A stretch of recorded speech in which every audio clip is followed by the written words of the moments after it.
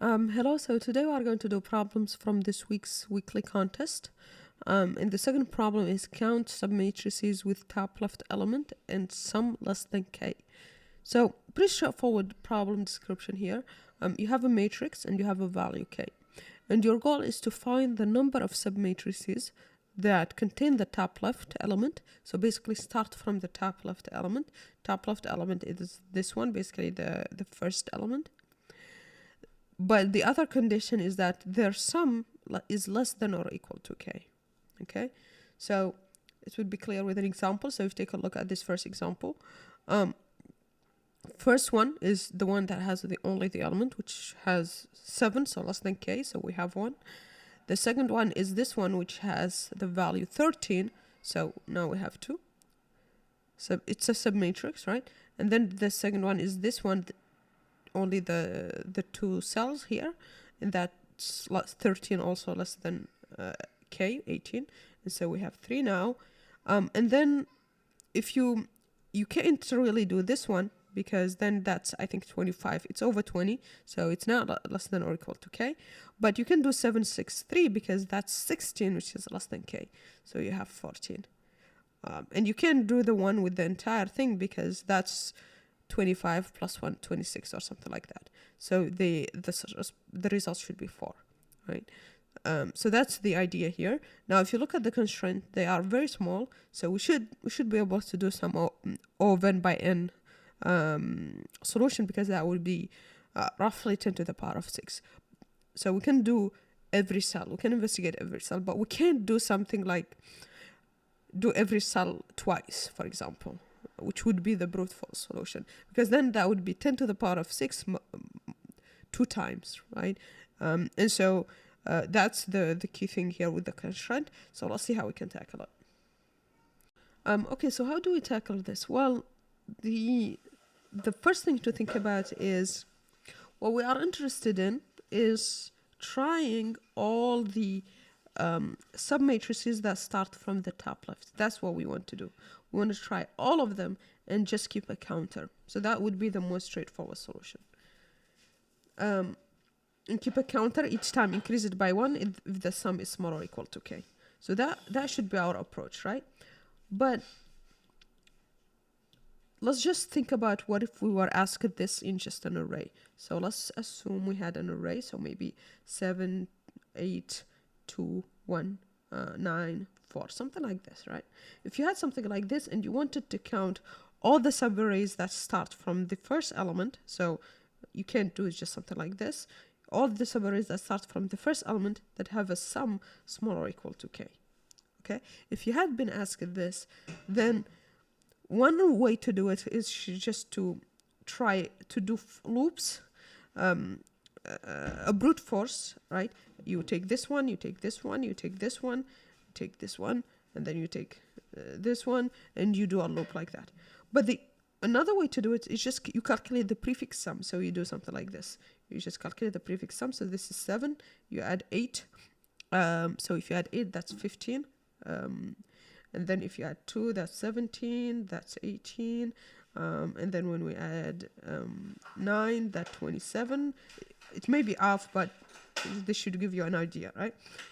And now what you can do is just go through these one by one and just, if it's equal, less than or equal to k, just count it. So this one, let's say our k is maybe 12, okay? Is maybe, let's do something better. Let's say maybe it's, let's say 19. So this one, true, so we add 1. Now we have 2, 3, 4, right?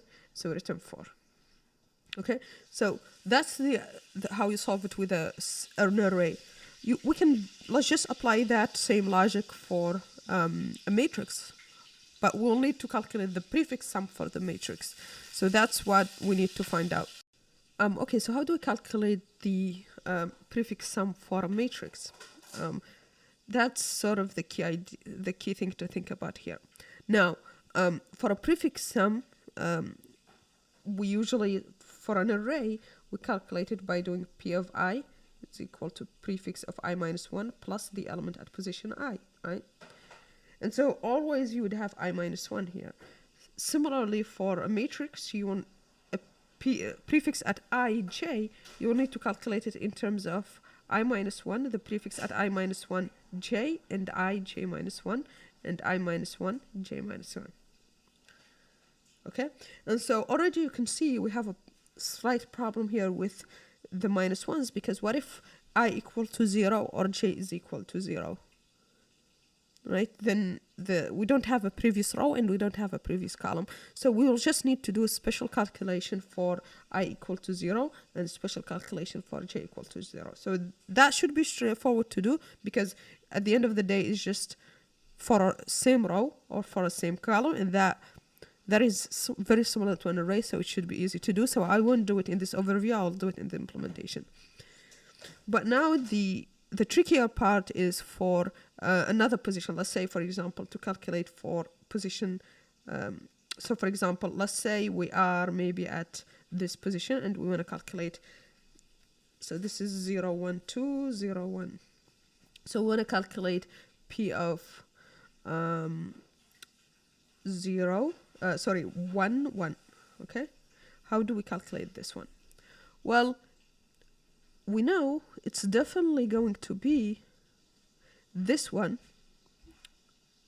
Okay, we can do plus this one, but then the problem now is we calculated 7 twice, so we'll need to subtract it, and then we need to add the value at 5. So how do we represent these values?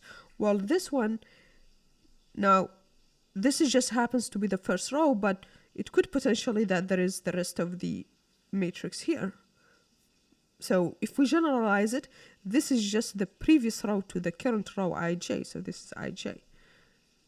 Okay. So if we consider this Pn of I and j, let's just call this P of I and j to make this more general.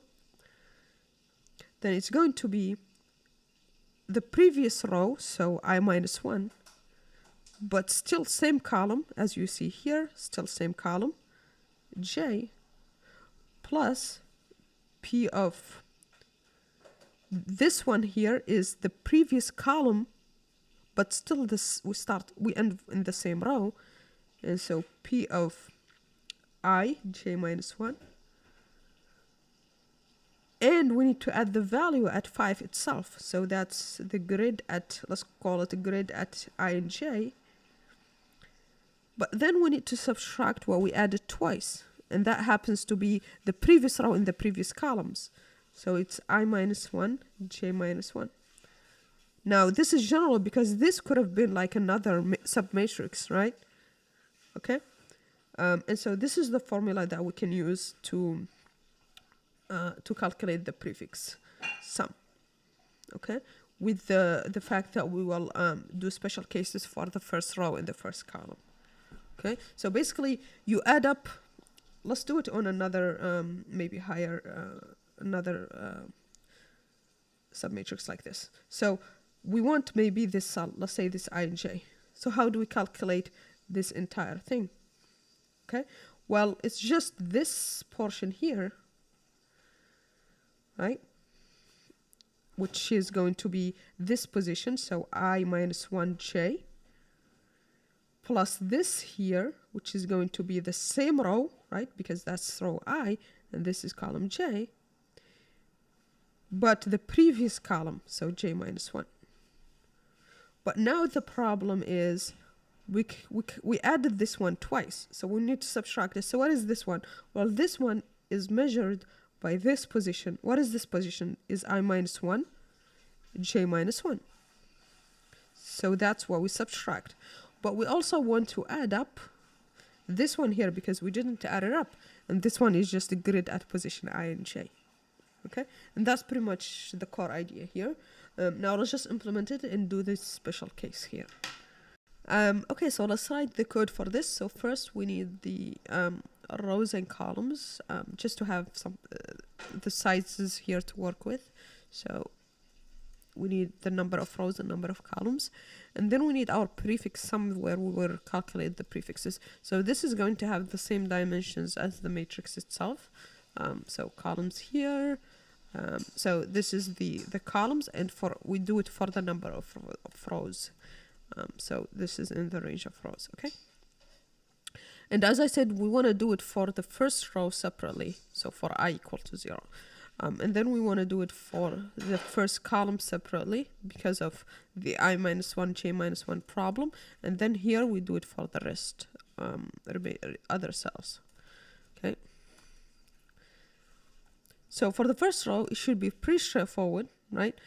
We want to go through the columns, and the columns from 1 to columns, and we want to say the prefix at row position 0, and column j should be the prefix of the previous column, so the previous cell, so that would be 0 and j minus 1 plus the element at this position, which is going to be at 0j.